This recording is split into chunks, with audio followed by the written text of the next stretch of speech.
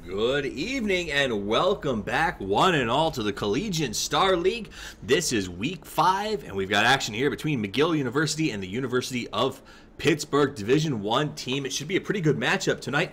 My name is Toffees. You can find me always at Toffees TV, and I'm joined as usual by Gorgon the Wonder Cow. You can find him at the Wonder Cow over on Twitter. How you doing tonight, Gorgon?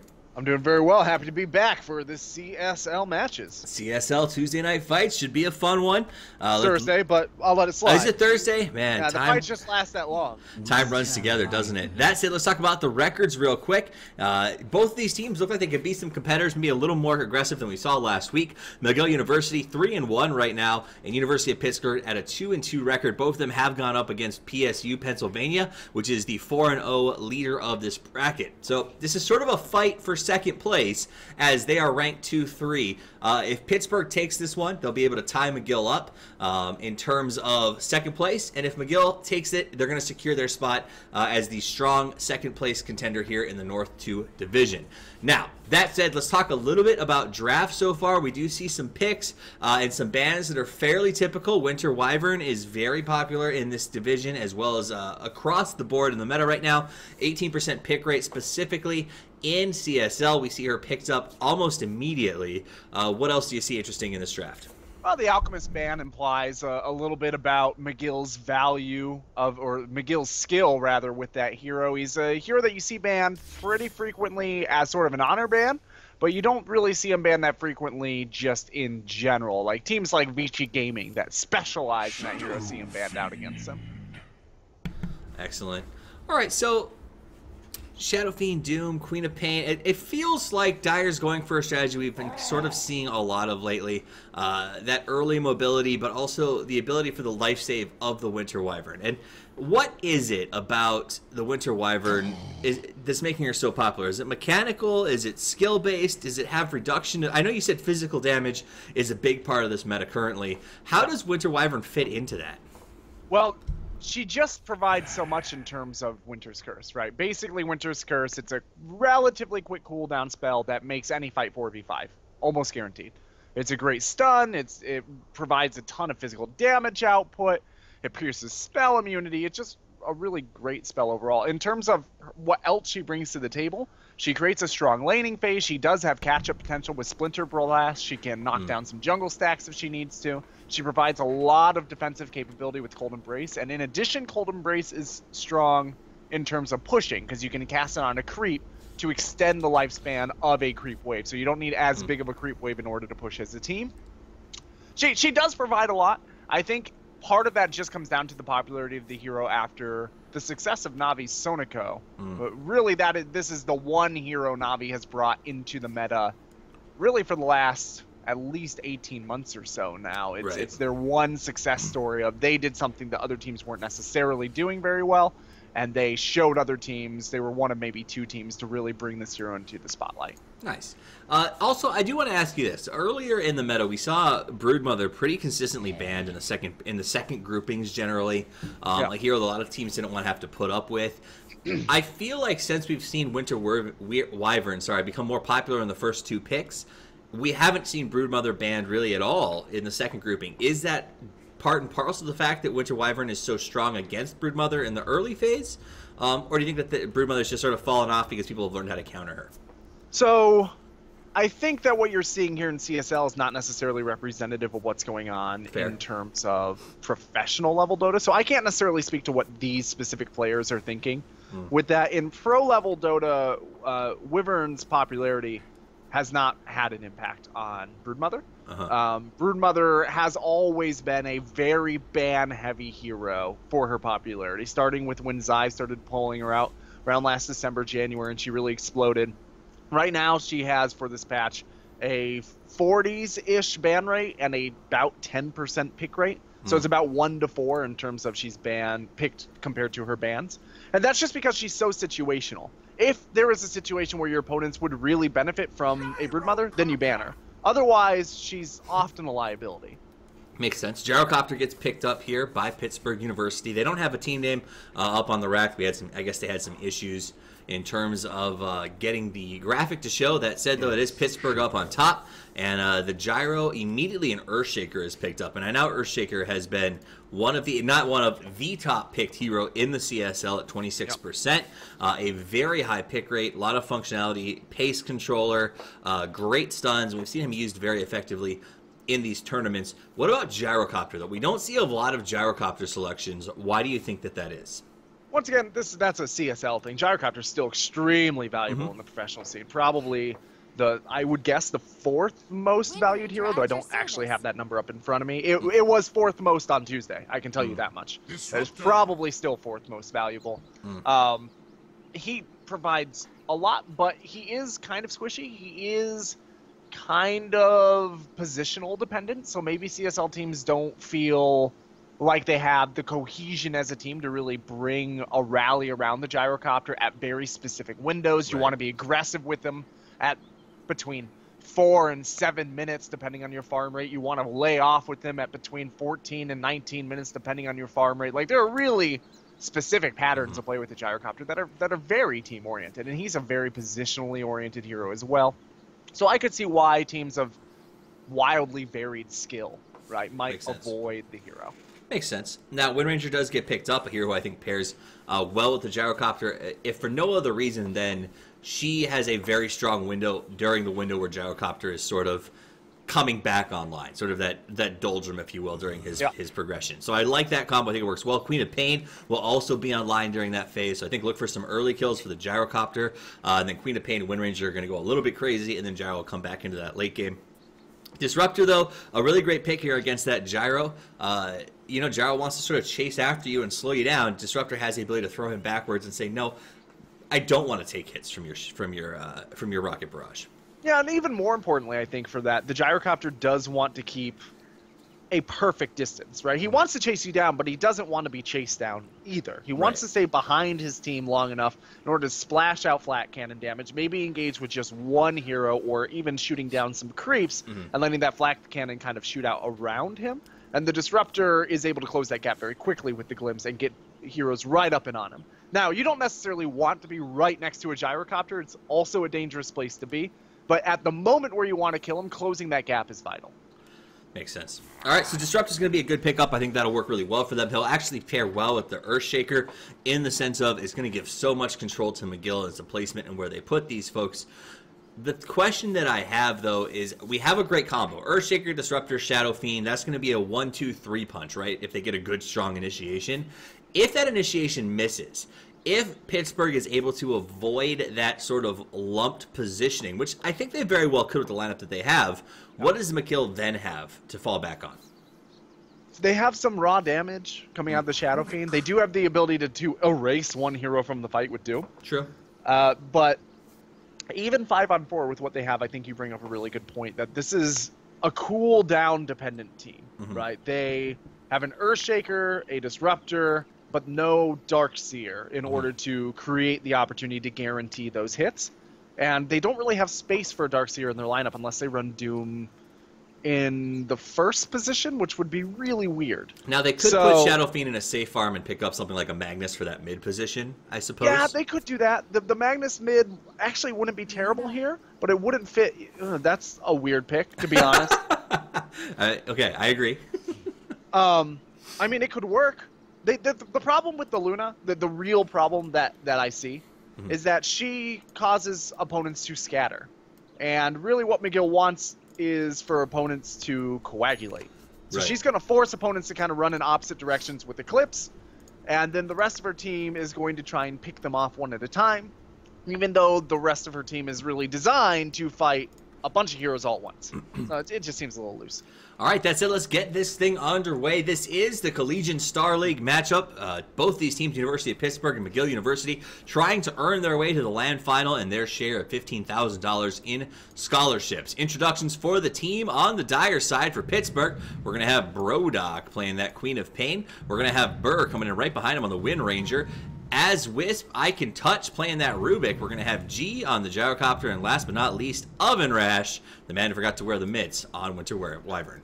All right, and here for McGill, we do have YCJ scaring it up on the Shadow Fiend. Good Night is bringing the Doombringer out.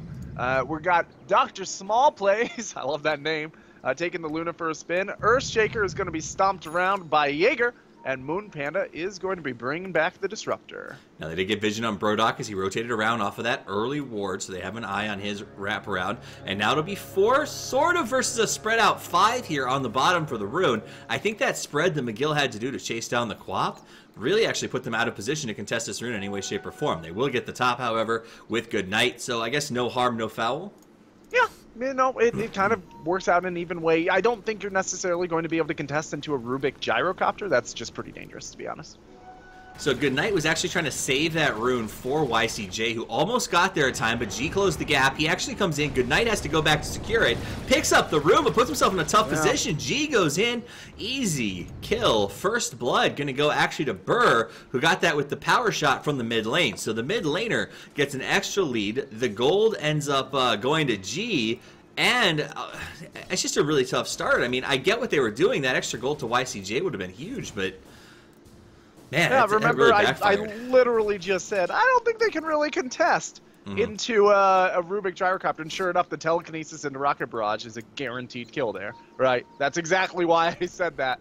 And it's really a shame that McGill didn't just cut their losses. So McGill finds themselves in a tough position to start out as Pittsburgh gets the early lead. We'll pull up the last hit deny chart for you guys to keep an eye on as this game rolls out. Now, we know the mid lane is going to be important, but is that going to be the most important matchup in terms of position versus position in this game? It should be pretty even, to be honest. Shadow Fiend will eventually kind of roll away with it, as long as these players are about equivalently skilled. But for the first several minutes, these two should basically go neck and neck, and there should be harass going both ways. I would honestly watch this Doom. He's got very low starting armor.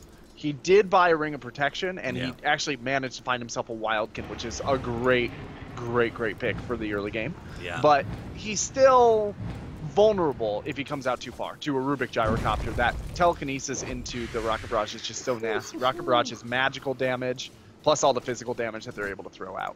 Brodok got hit by double stuns, and the Lucent Beam almost went down. Has that regen, though, will be able to keep himself up. So while we were watching Doom on the top, Brodok mixing it up on the bottom. Now Doom is going to head back towards that Rune. That's the one that he got himself in a little bit of trouble on earlier, but it looks like he will get there before the Cavalry comes in, as Rubik is looking like he wants to stack some camps and then move down towards that Rune position. YCJ has disconnected, so we'll wait for him to come back. He's got a pulled Tango and a Salve still in his pocket, but he's down to 211 health. Burr, only one Tango left for Burr, so really counting on getting that bottle out early, I suppose. And it's on its way. Well, let's take a look as well. Just this mid lane, I said there'd be plenty of harass to come out, and both heroes are sitting just below half health already. Right. They're both sitting, let's see, 3 and 5, so pretty close. Wind Ranger should be about 1 CS up-ish now. She shouldn't be tearing away with it, but she should be a bit up because Shadow Fiend hasn't gotten those soul count yet in order to last hit really effectively, and he also doesn't have very many levels of his Shadow Rays, which is another main mechanism for harass and last hits. All right, so we wait for YCJ to come back. And it sounds like I don't know a lot about these two teams. This is sort of the downside of Collegiate Dota. There's not a lot of record keeping for us to sort of know what histories are. But the word I'm getting on the street is that this could end up being a matchup between YCJ and G up on the top lane. That these are two players that are well known for their play style and their caliber of play. So that's something we're going to keep an eye on throughout this match and see if the street talk is equivalent to actual play value. So keep an eye on those two heroes, Gorgon, and let us know if you think they live up to the hype. We certainly will. One thing I will say is at this level of play, I would rather have a strong mid than a strong carry player, and I'll explain that a little bit. A mid player who is strong not only gets going as a core, but also shuts down one of your opponent's cores. A safe lane carry who gets going as a core is still reliant on his team to do well, and at best shuts down an off lane, a semi-core. So a highly skilled mid player is able to do a little bit more. Jaeger doing a dance. Jaeger comes in, does the dance, gets the Fisher. Burr stayed a bit longer than I thought he would. Turns back with harassed, very brave. Wow. And force Jaeger back. YCJ comes in, and off he goes. That was actually just really good play by Burr. If he doesn't die, that was also a nice dodge. It was a great dodge. Good thought process by YCJ, but Burr playing very aggressively, hoping to get his hands on a rune soon because he is very, very low, but a good dodge by him, and good foresight by both. The gank rotation a little questionable by Jaeger, who spent a lot of time standing on that high ground. What do we? That was very close to a Shadow Rays kill for Wind Ranger, but it got stutters, or on Wind Ranger, but it's got stutter stepped a little bit. Yeah, YCJ doing very well so far in this lane, and Wind Ranger's going to go all the way back to the base, refill her bottle. Meanwhile, up on top, Good Night's getting attacked, picked up, thrown back. A lot of health strain coming out of Oven Rash as they continue to force him backwards. He's got plenty of regen that he brought to this lane, though, knowing that Winter Wyvern can cause an awful lot of trouble. It's that early Arctic burn with that 8% damage, or 8% health is just, yeah, it's a lot to deal with, I think, in lane. Yeah, it is. It helps that Doom did get the Wildkin, and he does have a lot of armor. So the physical damage that comes out after that, the auto attacks are not nearly as effective. But that just makes each one of these little bits of burn coming out of the Arctic burn that much more of his effective hit points. So it's kind of a double-edged sword.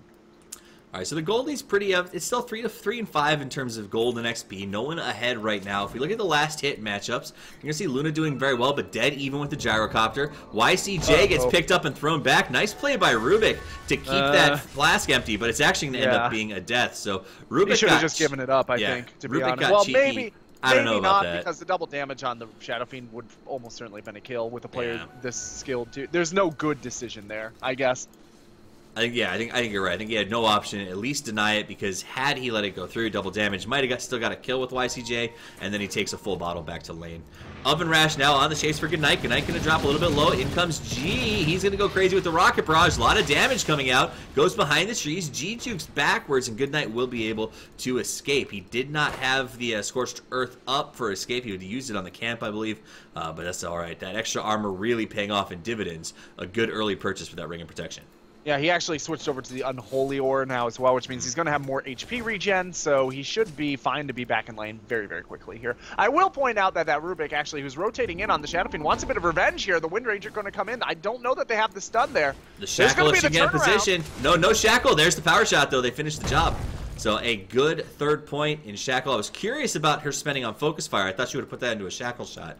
But it proves unnecessary, and Burr gets the upper hand. More importantly, Rubik gets his vengeance. Yeah, I will say that the Rubik contesting this rune that we were kind of debating whether or not that was a good move, it did lead to a loss of his team's ward here because he had used that vision in order to secure telekinesis, and they immediately counter-warded it. So that is also a pretty significant loss this early. That ward probably still another 3 or 4 minutes left on his timer. Up on top, Goodnight gets caught by G. One more right click will do the job, and he is put to sleep, sent back to base. So Pittsburgh playing very, very well. I want to say McGill also really on top of things. That D ward, a great example of something that maybe you don't see in the lower brackets, the sub-pro play all the time. Fast insta-warding, catching on to those small things. They're nailing it every time. So McGill losing, but not being pushed over. Like, this is actually turning out to be a pretty good competitive laning phase. He's going to get pulled back. Moon Panda comes in and immediately blinks to safety. So without that level 6, not much they can do to keep Quap from going down. But it is nice to show, hey, listen, we know how to counter you. We can keep you pushed back, and giving her a little bit of harass is always a valuable thing. I think the goal was for her to be out and then get harassed, and they were hoping that she would blink away, and then he could pull her back after the blink, but she was just a little too keen. One of the things being that she does have a ward that saw that invisibility rune pretty early, so she knew exactly what the score was. Makes sense. All right, up on top, G now all alone. He's going to get some free farm. They saw Goodnight go down to make sure that rune got secured over in the mid position. Shadow Fiend enjoying the rune, or the full bottle up at 2. But here comes Brodok, jumps in, goes. Burr a little bit out of position, still does not have the shackle. Brodok taking a ton of damage from McGill. McGill going to burn with the ultimate, and he ends up going down. So it's a 1-for-1, a Quap for a Shadow Fiend. Is that off lane for a mid? Is that an exchange that they're happy to make? Oh, it's for Dire. It's an exchange you make every day of the week and twice on Sunday. I mean, Shadow Fiend just lost souls. If for no other reason than the Shadow Fiend lost souls, you trade with them as often as you can. But the fact that they also only traded their offlaner, who's honestly not having that great of a game. True. You know, she's 11-9. She's doing okay, but she's by no means a core of the team, right? She's not a stable upholding the roof. Yeah, I would say that's definitely a trade. It is worth noting that Gyrocopter, while he is #1 on the farm list, if you look at that on the top, Luna and Shadow Fiend are doing very, very well. So both of them keeping pace. G looks like he wants to dive. Call-out's going to come down to slow Goodnight. Goodnight gets out of the... takes the first, but misses the second. G's got the damage, though, and Goodnight will go down for the third time, in this game, if you count that early rune death. Now remember, when you asked me which lane to watch, we said this Doom is probably the most vulnerable, and he's been a bit too far forward. Granted, I don't know that there is a better way to not be too far forward than being between your tier 1 and tier 2, but he's just fallen too far behind. He needs to go and retire to the jungle. They're not going to be able to salvage this tower without major rotations. He's coming back up, though, so that implies to me that his team is planning on coming up as well. It looks like they otherwise he's just going to die again. I didn't see any pings, so they must be discussing it. He is hanging back here. He knows the call down is out, and he's got Scorched Earth to potentially outrun a gank, though. Questionable. Brodok taking some damage on the bottom from Dr. Small Plays. Here's a rotation now by Moon Panda to help out, and there's nothing they can do to stop that Quap. Has Moon Panda hit 6 yet? Nope, still only level 4. Yeah, he's been doing a ton of stacking, though. He's been out. I mean, just look at this camp. That's true. That is a very, very cramped apartment. And presumably it's going to be cleared out pretty soon here, and that level 6 is going to be stacked one more time if he gets this timing just right. So call down looks like it went off again. Goodnight was able to Scorched Earth away from it and try to hold this a little bit longer. Yeah, he can hold it for a little bit longer, but he's not getting anything out of being up here, and he's certainly not stopping the Gyrocopter from becoming a flying death machine. Right. So what is he getting out of being up here? A little bit of experience, but if he retired to the jungle, he could at least get up to whatever, his level 7. So he has level 6, so he really should be rotating with that Doom to kill the Queen of Pain or the Wind Ranger. That's true. That's what he should be doing. He's got the Doom. They've been having trouble getting a peg on the Quap. That'd be a nice little play there. Goldie, by the way, is at about 1,000 on the net worth chart. Uh-oh, YCJ gets caught with a shackle. No latch. Brodok comes in, puts off the screen, but he's dropping awful low, awful fat. YCJ's got to back away. Burr pops the sprint. Judges the wrong direction, though. Big pullback. There's the ulti from YCJ. Quap lands inside of it. Pops like a pimple. Now Burr turns on Jaeger. Huge power shot. Gets hit with the stun, but should have enough damage. Oh, nice play by Rubik to help out. Moon Panda, though, with the right clicks and the save by Oven Rash. Puts a little bit of Arctic Burn on Burr. Burr's going to stay up, but here comes Luna to help out. Pops her ultimate, melts down the dragon. Now Wisp exposed. He's going to go down to the right clicks, and we do see Wind Ranger TP away to safety. So they get the double, but they give up a triple, and that Quap went down as well. Yeah, and not only 3, but 2 of them to the Luna, who is now free farming mid lane. Great to kill the Shadow Fiend. Not great to trade negative. So obviously, those are 2 very obvious statements, right? I would say that McGill got the better end of that trade, but it's nice to a certain degree to at least hold back their what I assume is their star player. People tell us in the Twitch chat, YCJ's star player. He's been executing fairly well so far. I've got no reason to believe that he's not the star player, right? So far, his you can hold street back credit that one may stand player. up. Maybe it's worth it. I don't know. Gold lead, by the way, 0 XP at about 1,100. McGill has turned it in their direction for the first time in this game, as the score is now 5-7. They got off to a slow start on a large part due to Goodnight on the top lane, who's actually going to head towards the bottom and take that Doom, looking to get a play on the Quap, who's pushing up pretty aggressively. All they have is a Disruptor there for help. Is that enough damage to take her out with just the level 6 Doom? Not by itself, but with a Scorched Earth follow-up, it should be. Yeah, they should be able to get this kill if she's probably beyond this line. All right, so Brodok's actually going to do the smart thing, goes in the jungle and hides out for just a second. Meanwhile, we look at the mid, where Burr has been happily free farming since that exchange where she did have to TP back to safety. 56.5k, 53 on the Gyro. Luna and Shadow Fiend not far off. Now, McGill comes in for a D-ward. The rest of the crew says, oh no, you didn't. But they don't get there quite in time to stop it. So they're going to put down their own Sentry Ward and kibosh the attempt of the Radiant to D-ward. So they do actually stop it. Well played. Yeah, you know, it's those little victories that you got to take advantage of. There's a nice big stack for this Gyrocopter. Both teams have been doing really well in terms of their support to maximize the efficacy of this jungle. And he gets one more before he goes in. No, that's very sexy. Yeah, look at that. And it's not like there wasn't an awesome quad stack, maybe even a sync stack down here as well. So both teams, like I said, Just really making it happen. Helm of the Dominator up. Now we look towards the mid lane where YCJ's got his bottle, 2,000 gold in the bank as he preps out for his next purchase. Small plays, I'm sorry, who recently got his doctorate, so congratulations on that. He's going to be pushing the bottom lane. In the meantime, falls back as he knows danger may be on the way, but it's just Oven Rash. What is an Oven Rash? I would assume some sort of a heat-based rash from cooking? Must be. I don't know. I'm not a doctor. Ask the guy who just got his doctorate what an oven rash is. That's not my job. I'll have to hit Small Plays up in the lobby and ask what an oven rash is and how to take care of it. Gold lead 0, XP at 2,000 for McGill. As the items are starting to come out a little bit faster, Luna has the Yasha after that double kill that she got. Wisp's going to go ahead and steal himself the enchant totem, so not exactly what he would have liked, but he'll take it. He was hoping the Fissure was the last use spell, I mean, that's amazing on the Rubik. You see an Earthshaker, you got to try to, you steal. You just hope the Fissure was used recently. So for anybody who doesn't know, Rubik does not have a wind-up on Fissure. It's an instant cast spell. So it's like amazing instant cast area of denial stun, right? If you can get a Fissure, it's like getting Ice Breath from Jakiro as well. It's just instant team fight win. All right, so let's look at Oven Rash. He's going to go ahead and scout out some Roche Pit up in the jungle. It's going to be G still aggressively farming. He's got his Yasha finished up. He's going to be looking for that Sanj next, I would imagine. We've got Wisp taking a little bit of XP over in the mid position, his recent level 6. He's excited to be using that as often as he can. Oven Rash also 6, so their team fight is starting to come online. Let's see. All right, looks like a push down on the bottom. Oh, no, mid-engagement. Moon Panda caught inside. Throws up a good ultimate, though. Catches Rubik inside of it. Brodok moves around on Moon Panda. There's the call down. Jaeger gets caught inside, and he is going to burn. So that's 2. A good Rubik steal of that kinetic field to really start that counter gank. Or that, I guess that wasn't a gank. It was a attempt at warding gone awry. Yeah, well, you know, an attempt at warding into 4 looks an awful lot like a gank, so we'll give it to him. That definitely helps. It's just supports, but they should be able to use the Wind Ranger in order to pick a tower out of this. Yep, right? so they will move in pretty aggressively, start to push down that mid tower. Wind Ranger not with them. Burr's taking her time, coming back around. She's coming back around the long way for safety as well. Here come the TPs. McGill, Shadow Fiend goes early, gets caught. G though left behind, pulled back by the Disruptor. He will be sacrificed, so we'll lose the Gyro for the Shadow Fiend.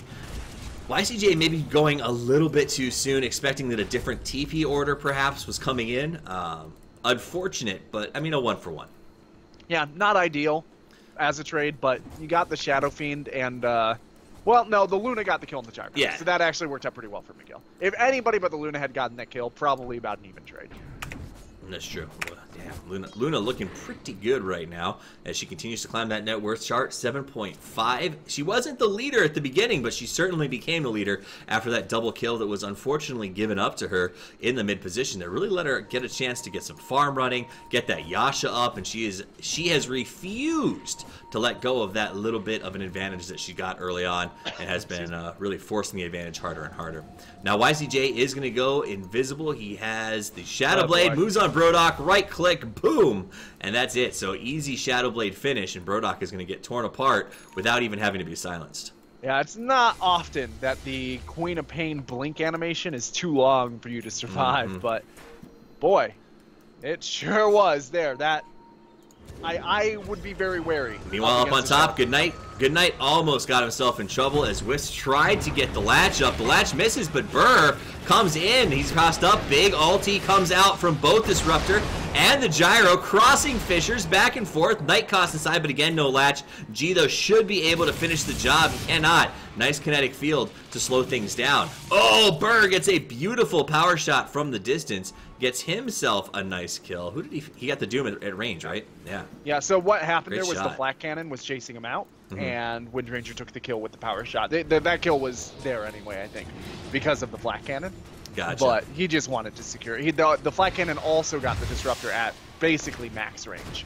And so, Burr, by the way, by not coming to that mid-fight that we saw earlier on, quickly was able to finish up her Ag Scepter, which has just... A 16-minute Ags on a Wind Ranger is just so difficult because right now is that point where Gyrocopter is sort of starting to lose some steam. that Ags means that she can do anything that she wants to in terms of trying to get pickoffs or push towers. And I don't know. I think that this could be a very difficult order for McGill as they get caught out. YCJ, big latch. Brodok comes in to be a part of the kill. Takes some damage from the call down. He's got to back away. Small Plays comes in. They do get a kill on the gyro. Turning back. Nice stun on Burr as that was a great Fisher. And they end up losing 3. So as I say, oh man, they could be in some serious trouble. They show us that they are not throwing the towel in just yet and get a triple in exchange for the Luna and the Shadow. Yeah, that was just a touch of mispositioning. Yeah. Coming out really all the way through. The gyrocopter ended up getting caught alone. The Queen of Pain was too low to really engage. The Rubik got a beautiful Eclipse steal, but wasn't enough. This should be a kill. Wow, the Doom is committed, and that's going to be a deny, potentially. Doom goes in very deep, oh, and it's just the job. Wow, nice play. Smart. Yeah, but the Winter Wyvern should have just let her back up and denied her. Doom wouldn't have chased in, I don't think. I think that they thought it. I think that they thought it maybe at full. I don't know. She could she have survived if not hit and left inside of there? I don't think so. It's only level 1 full race. If it was level 2 or 3, probably, but level 1 3% Doom was doing the same amount of damage but lasted longer. So right. I think she was probably dead either way, though it's no way for me to know for sure without doing some math. All right. Let's see. Would you guys, if you are listening on Twitch, we appreciate you being here to support the CSL. If you're watching on the Dota2 client, we also appreciate you being here. But the Twitch chat, having a good time tonight, so feel free to head over there and join us. Also, if you guys are listening in Twitch, we had a late start tonight, so we didn't get a chance to do our full sound check. So let me know if Gorgon's sound levels are coming in all right, or if I am overblasting him by an awful lot. But so far, everything seems pretty gosh darn solid. In fact, McGill, speaking of solid, was able to pull back the gold lead from 1,500 to take the lead themselves at 5 and 2,000 XP. So McGill, who I personally stuck my foot in my mouth not more than 5 minutes ago, saying I don't know how they're going to handle this, is handling it very, very well. Well, bear in mind that during all of that, there was a split push on 2 towers, courtesy of the Luna. So that's where most of that gold comeback came from. Gotcha. That is not a forever lead, because obviously, in theory, they're going to lose some towers soon as well, and that's going to even things out. I would say that McGill is not in perfect shape right now. I think that you had the right idea in your trepidation for their potential future. Once Luna starts to gets this Manta up, for example, that she's very close to, things are going to start turning around for them. Manta into BKB will make it very difficult for them to handle her. Makes sense. Now there is going to be a burn down on the tier 2 tower. Brodok going to go ahead and do some zoning. The tier 1 on top did go down, but that's an exchange that the guys from Pitt will be okay with taking. They're going to push forward and try to force out some TP returns. Still 4 up on the top, and it looks like they decide not to do it. Burr says, hey, I have my ultimate. I've got an Egg Scepter. Let's make them come back and stop us. Does some chips, gets caught with the Jaeger Fisher, and they will now drop backwards as YCJ is here to help defend as well. So they're going to smoke into Roche. There's no way they don't here. They know, I mean, they have vision. They have vision on top. They know it's happening. So they know, they saw 2 here just now. They know there's no way to lose this, and they have Ags up on Windranger, right? Like, this is a guarantee. Moon Panda hanging out in the trees so that if there is a defensive TP of any sort to stop this tower push, they will send them back. That said, it should allow this top tower to go down. So trading the tier 2 for the Roche, not a bad deal for the guys on Pittsburgh, as they also just took the tier 2 down the bottom. So the tower will drop immediately. The rotation comes out. They figure, hey, let's try to pick up this tier 1, if at all possible. We don't really know how fast they'll get that Roche to go. Roche will go down very quickly. G will pick it up, and they'll head straight to that mid, sensing the rotation coming from McGill. Yeah, McGill's going to probably back out here and just try to spend some time farming. I think that's the right call. Luna goes into late game very hard. So does Gyrocopter. But one advantage that Luna has that Gyrocopter doesn't is that she deals with push and pushes sustained. Whereas Gyrocopter has to wait on the cast ability of that flat cannon, which means that he does not necessarily handle lane pushing as well as Luna, but he does handle megas better. Pittsburgh is split up. They're going to be looking through their jungle. They don't realize that the entire team of McGill is standing inside waiting for a chance to engage. Goodnight will go in. Big Doom, double stun. Wisp and G caught. G's got to go backwards. Bird doesn't want to stop. He tries to fight, has to pull his run. He's going to try to get out, but can they move fast enough? Almost there. Can he do it? Yep, Lucent beam in. Oh, no! No. The blink. Beautiful blink. Back to the battle in the bottom, where we see G turning back around. Goes on Moon Panda. Had to use the Aegis to pop back up. Jaeger takes some damage. G's going to chase him. Meanwhile, YCJ goes invisible. Big kill there. As Pitt gets another McGill, they've lost both of their supports, but G living the good life as he's got the double. Sees Goodnight, wants to go, turns back around. Dr. Small Plays goes down. G and Goodnight head to head. Nice help by Burr with a good shackle latch. Gonna do some scouting with the arrow. Now G on the chase, sees YCJ. YCJ doesn't have the ultimate. He's got to try to run, and it looks like G was doing some nice little juke play. I don't know why he circled around, but it doesn't matter because Burr came in, got a solid latch. They basically covered all their bases, picked off 4 for the price of, I think it was 3 and an Aegis, because they lost the Quap, both supports, and the Aegis. So that really did work out for Pitt, though honestly, I can't fault McGill for what they did there. They tried to utilize some positioning, the element of surprise, when, like we said, they were having a little bit of trouble. They needed to get some more catch-up mechanic going, and they almost had it happen. It almost worked out. So 2 comments there. The Gyrocopter G rotated around because he was freaked out by the Doomling and didn't want to get hit by the stun. Gotcha. In a position where he would take too much damage from a potential Shadow Fiend ult, I assume. Even though that wasn't up, maybe he didn't realize that. The other thing there is I don't really fault, like you, I don't fault McGill on taking that engagement. It wasn't a great engagement, but it was way better than the alternative of letting Dire push in on their own terms with an Aegis. Because now, when Dire want to push in on the tier 2 mid or high ground, they have to do it on equal footing. Burr comes out, gets a short stun, gonna go with the power shot, one more, and G says, I'll finish the job, thank you. Oh man, you know, it's a tough game when the Wind Ranger is at a point where she can initiate without having to worry about the latch and still put you in a position to get a kill. That's any game with an Ags, though, right? If you're a disruptor, that's any game with an Ags, though. I don't think McGill's out of this, even though that Wind Ranger is balling out of control.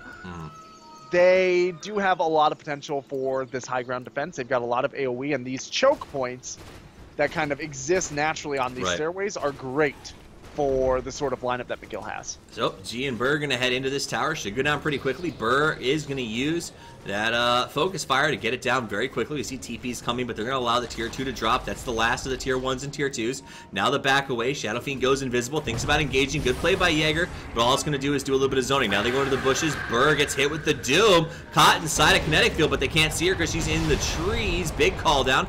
Moves on Dr. Small Plays. G's got the BKB. Surprise! Engagement. They move on Small Plays. YCJ going to get pulled back and burned down. Moon Panda caught from inside of the Disruptor ultimate. Nice double stun by Jagger. Big Echo Slam. Gets the 1, gets the 2, but a huge latch by Burr. Slows down the momentum. Burr wants Jagger. Jaeger goes backwards. YCJ has returned to the fight. There's vision pop by Brodock. Was it in range of YCJ? It was, so they do know where he is. In comes Burr. Gets the shackle, but no latch. Big Fisher on the backside. Will it be enough? It doesn't. Jaeger trying to TP away. Brodock finds him. Finishes with 1 right click. Brodock now pinged out as he's hiding in the trees, but his blink is off a cooldown, and he'll walk away. What a fight. What a night. That was a buyback from YCJ, I believe? Yes. Yeah, but that buyback hurts. The fact hurts that they had to use it there because any death now is not. Burr comes in, goes anyway on YCJ, but gets caught and burned down. Lucent Beam too strong. Burr a bit cocky. Ends up giving up the goal. Yeah, with that little addition, suddenly the buyback not such a big deal, right? And maybe they're going to pick up another one. No, the Shadow Blade wears off, but they should be able to grab a tower here. This will even the towers out, should even the gold out pretty well. They're going to be about 700 gold short at the end of this tower. That's a drop in the bucket, right? Maybe not. Maybe they're going to have to back up. In comes G, puts up the call down, call the net right away. Goodnight's able to skill himself out of the second shot. And they'll force it back into Fen, but Moon Panda tried to steal some time to go ahead and get up a ward, but it does not work out. He ends up getting caught, and it gives away the Thunder Strike to the Rubik. Yeah, they punished him pretty harshly there. I'm not sure what the punishment for stealing time is. I know stealing things is often like you cut off a hand, so maybe stealing time is you just cut the rest of the years off the life. I'm not sure, but Disruptor is finding out. Disruptor definitely found himself in a tough position. Meanwhile, G takes advantage of having Disruptor down and pushes right up that mid lane. Down the bottom, Dr. Here, though. Yeah, they won't do it. Dr. Small Plays going to continue to farm pretty aggressively. Manta Style and BKB both up. That'll be a 10-second BKB duration. At its next use, she TP's back thinking that there might be a push, but there isn't. So I would expect to see a smoke rotation here at a very near time by McGill. Now the BKB has been displayed, so if the guys from Pitt are looking, they'll see that Luna has finally finished up that BKB. Yeah, Monkey King Bar appears to be set for the gyrocopters next. It's an interesting call. It does basically stop the Luna from going into Butterfly, right? There's no reason for her to prioritize that item when your opponent's going to have a Monkey King Bar the entire duration of when you own that evasion. So he's kind of corralling out the way that Luna's allowed to build, basically. She might still go for the Butterfly. It probably wouldn't be the best call. Maybe more damage or even just more stats in general could be better at this point. Moving into a Satanic might be a nice call.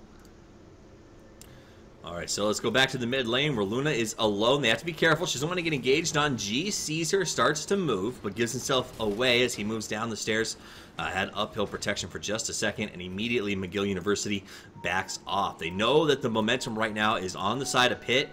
Pitt at a 2,000 gold advantage. XP is actually still on McGill's side, and now they're going to find YCJ. He burns his ultimate. He's invisible, but they got the dust. Nice blink by Brodock. Burr wants to go ham, gets hit with a beautiful Fisher to buy some space as YCJ continues to run, but Burr's got the blink, and YCJ's got the death. Knight ultimate by disrupted to buy a little bit of time, but the time comes after the death of YCJ, so Burr will continue to go ham, and it looks like Pittsburgh will rotate down towards that bottom lane and push.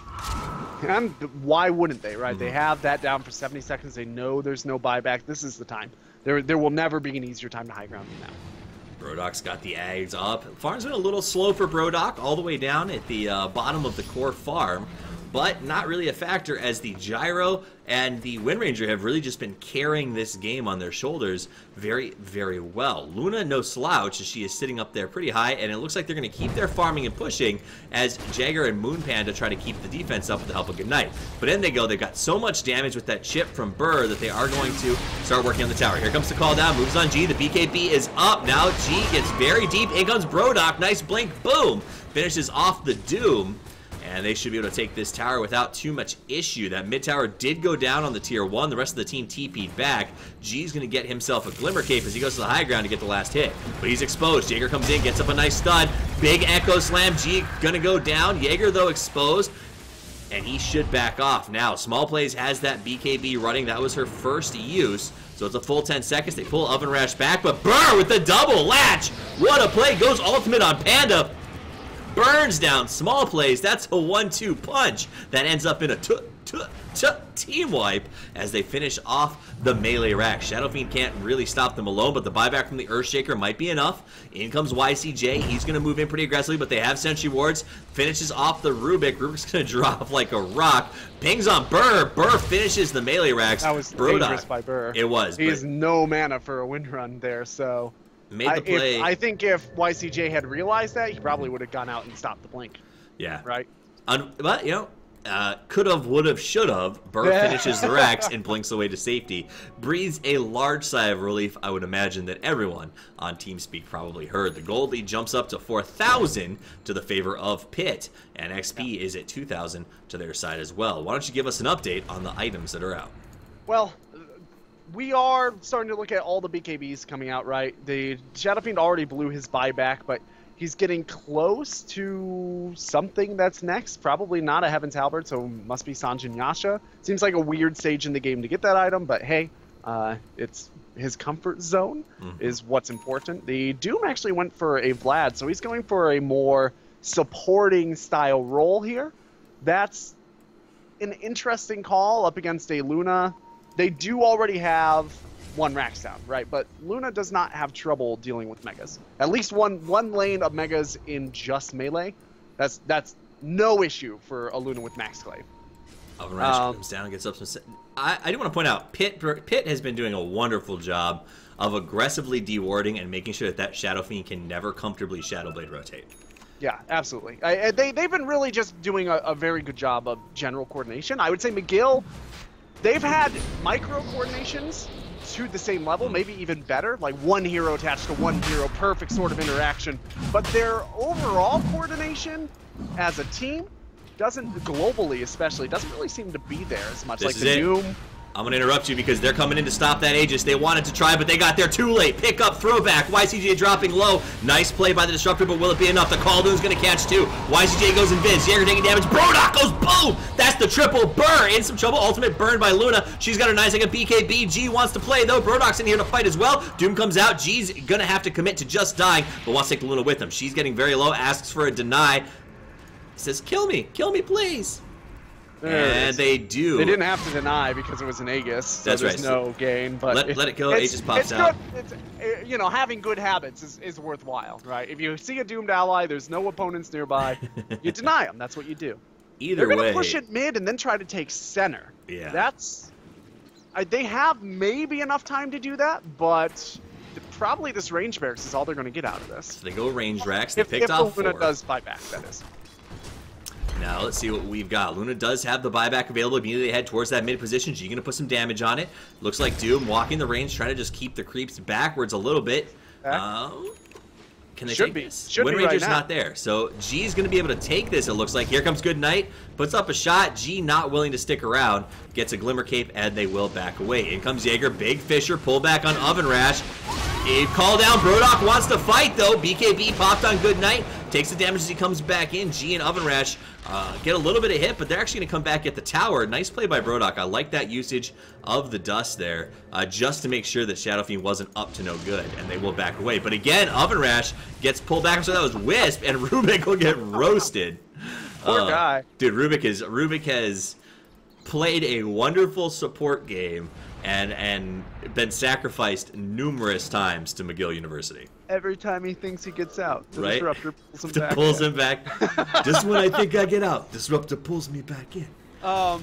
That was a weird decision by McGill to engage on that, but not buy the Luna in.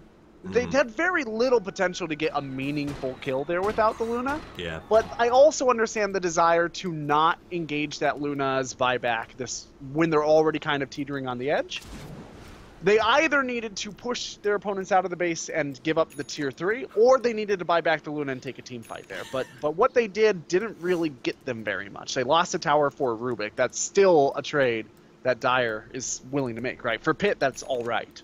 Gold lead, by the way, Dire 10,000 XP at about 6. Pitt putting on a very good showing here. I do want to give a shout out to Taku Taru over in Twitch chat, who said, I started attending Pitt University in 1970. We did not have a Dota team back then.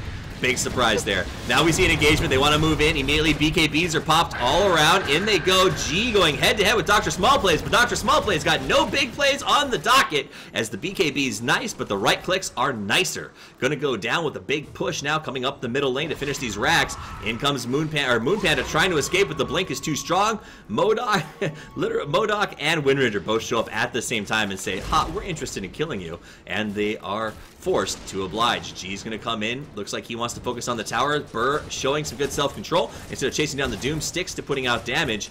Gets up the ultimate on melee, and it is going to drop very, very quickly. Now, Wisp needs to get back, or he's going to go down again. Big call down. Engages on Luna. The BKB's not off a cooldown yet. G's taking a shot. Nice pickup. Pull back. Doom was stolen and used by Rubik on the Shadow Feed, and that is a 4 men dead, 5 because the buyback was burned on the SF, as he's going to try to come in and stop the inevitable as they push down the ranged racks. Can he do it? He does not have his ultimate. He finds himself some Brodok. Brodok blinks away. Burr comes from the backside. YCJ goes to his death. Jaeger comes in, gets off a nice Echo Slam. That's a 1 and a 2, but Brodok finishes the job. They will save the racks because Pitt does not have the strength to push into this, I don't think. I mean, they can definitely take this rack. It's a disruptor, and they know all the buybacks have already been spent. Buyback. Oh yeah, this is game. Oh, he's got that TP boot. He comes in. He says, "Easy racks, no buybacks available. Disruptor cannot stop us. They should be able to take this tower as well. In fact, they should be able to take the game here."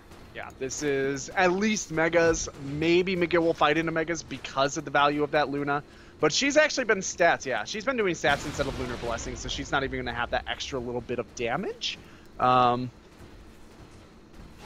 a risky strategy. Yeah. It didn't end up working out for their push game. It did end up working out for some of the fights, but in the end, the superior coordination of Pitt seems to have come out ahead. So University of Pitt takes the first game in this best of 3 for the Collegiate Star League, boys and girls.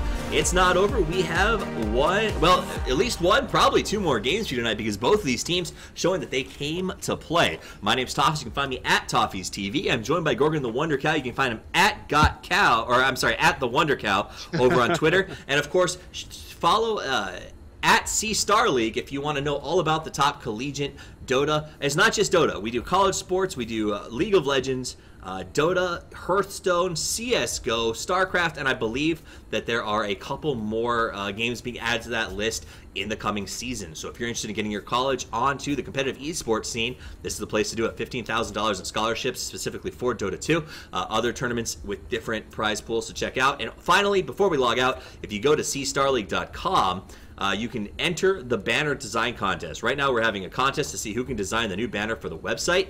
If you've got a graphic design buddy who you know, get them involved because the winner of that contest gets 4 brand new Razer headsets. So a great way to get some free swag. Why? That's one for each of my orifices, Toffees. Tell me more. That's a really uncomfortable topic. I refuse to talk about your orifices. So with that, we're going to move to the next game. That's game 2. In the meantime, I will be playing some music and hanging out in Twitch chat. So don't go anywhere. Stick around. We've got more Dota on the way. And as always, boys and girls, Toffees out.